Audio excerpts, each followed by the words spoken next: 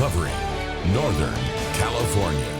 You're watching Action News Now, coverage you can count on.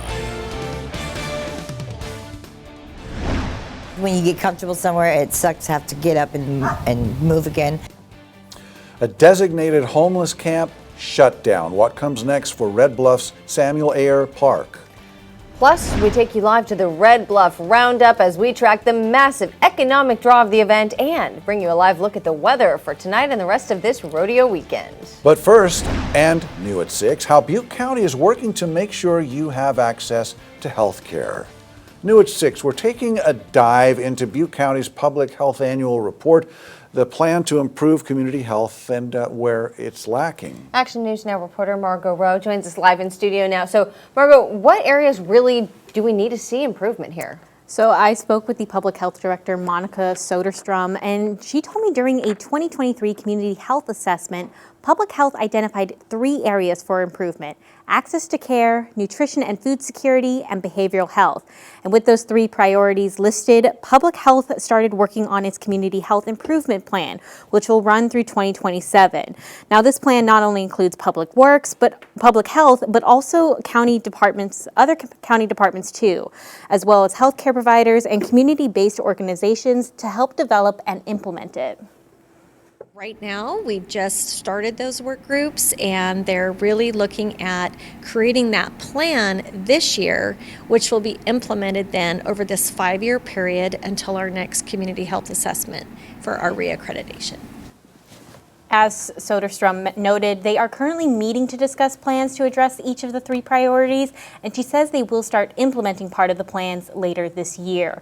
And in this report, it was noted that due to this being a multi-year plan, they're probably expecting quite a few revisions throughout the year. So, Marco, can people or organizations that tackle food insecurity or behavioral health, can they get involved to help?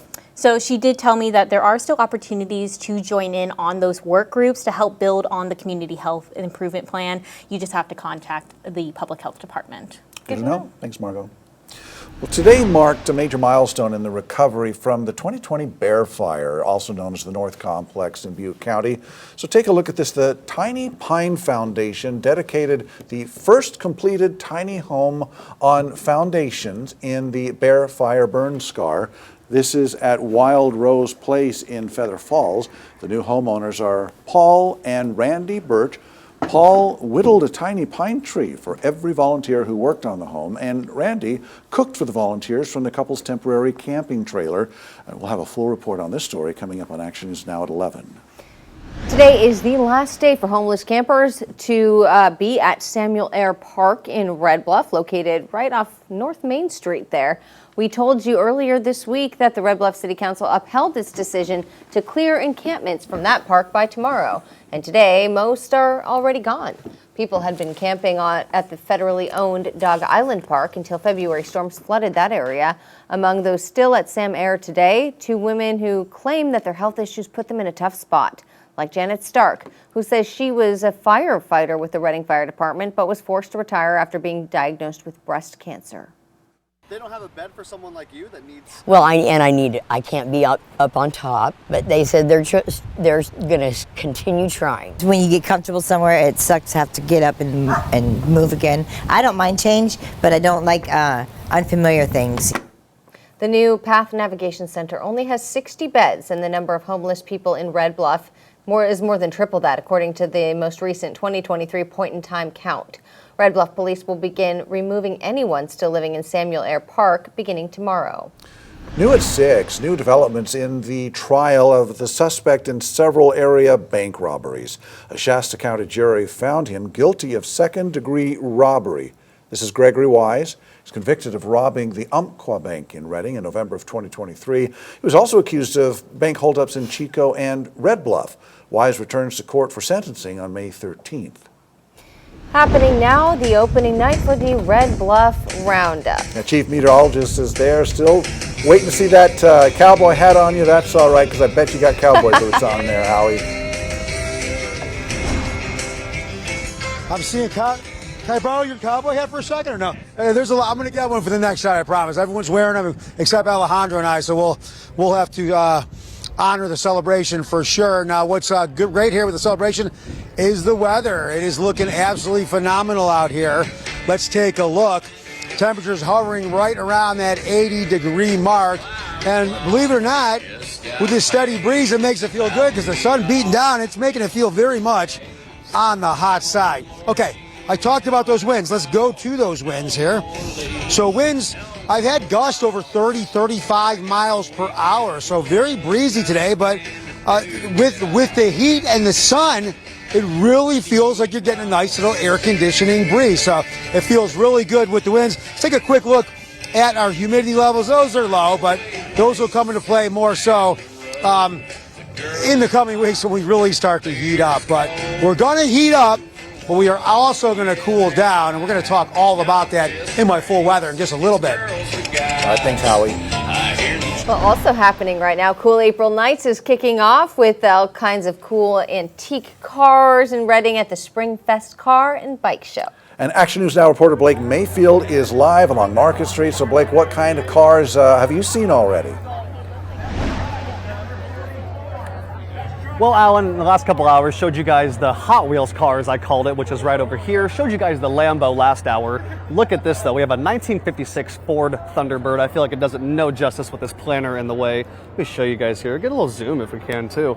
I mean, just the motors, just incredible. The white walls, though, look at that. I mean, just absolutely beautiful exterior. The interior is just as clean. It's exactly what you'd expect out of a classic car like this. Mint condition, absolutely pristine. One of many that is out here today. Let me show you guys this. A lot of people here. A lot of people coming down, enjoying. Definitely a lot more people than there was a couple hours ago. People rolling in after work. A lot of things are going to be going on, or this event, that is, will be going on until 8:30 p.m. tonight. The show and shine here for Cool April Nights. The first event kind of kicks everything off. Will be going on down here at Market Street till 8:30. I hope to see you guys some point tonight. It looks Reporting great. live in downtown Reading, I'm Blake Mayfield.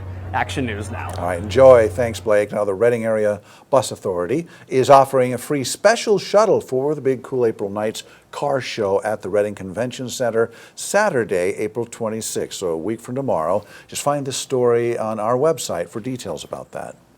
Governor Gavin Newsom is vowing to file another lawsuit against the Trump administration. It's in response to the Department of Government Efficiency's efforts to dismantle AmeriCorps.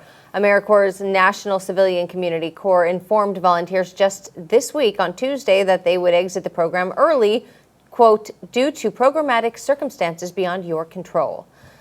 Newsom says the state will challenge the action in court to accelerate recruitment for the California Service Corps program. The governor says that AmeriCorps stood alongside the state earlier this year when the devastating fires in Los Angeles County destroyed homes and killed people.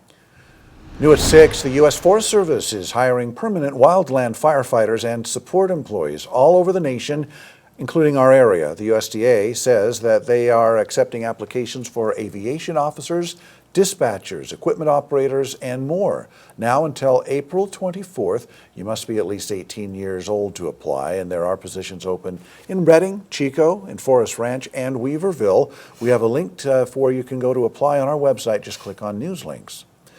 Scrambling for an egg hunt. How volunteers are making sure thousands of eggs are colorful for your Easter weekend. And we take you live to the bullpen, as they say. Well, literally. Red Bluff Roundup is opening up tonight, and we're there live.